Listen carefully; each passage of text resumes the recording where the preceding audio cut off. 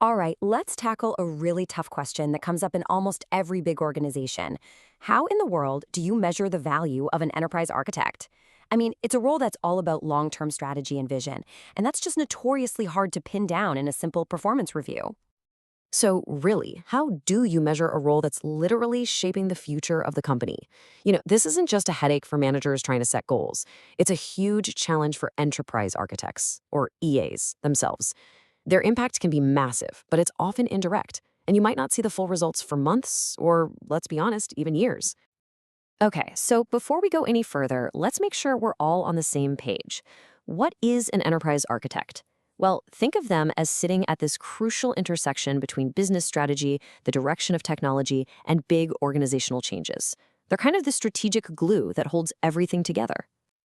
And that brings us right to the heart of the problem, what we're calling the architect's measurement puzzle.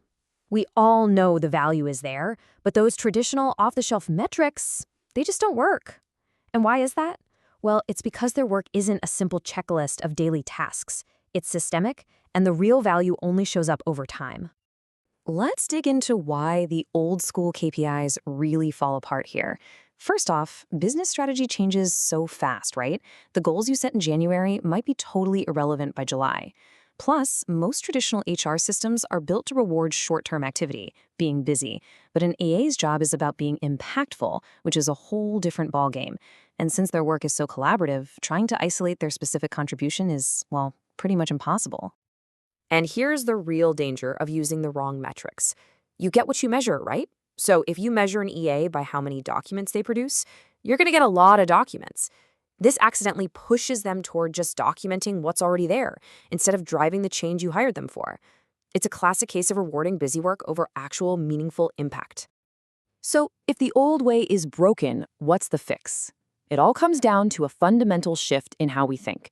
We need to move away from measuring what was made and start focusing on what was changed. This right here is the key to unlocking an EA's true value. Let's break that down because this distinction is absolutely crucial. On one side, you have outputs. These are the tangible things an EA creates, the roadmaps, the standards, the models. They're the what. But on the other side, you have outcomes. This is the real-world value, the organizational movement that those outputs help create. This is the why, and the why is what really matters. Okay, this all sounds good in theory, but how do we actually put it into practice? Well, we can use a pretty straightforward framework based on these outputs and outcomes. Let's walk through a practical way to set goals that actually mean something for a strategic role like this. Here are a few concrete examples to make this crystal clear. Take road mapping. The output is the roadmap document itself. Sure, that's important, but the outcome, the thing the business really cares about, is something like reducing redundant systems by 15%. Or for standards, the output is a document with rules, but the outcome is improving time to market for new products. See how we're connecting the action directly to a real business impact? Perfect. So, this framework is great, but how do we build a process around it? How do we make it truly actionable so that it drives real transformation and doesn't just turn into another boring corporate exercise? It really boils down to three key steps. First, you have to align goals to big, durable, strategic themes like customer experience, not just one-off temporary projects. Second, forget the rigid annual plan. You need to review and recalibrate these goals every quarter to stay agile.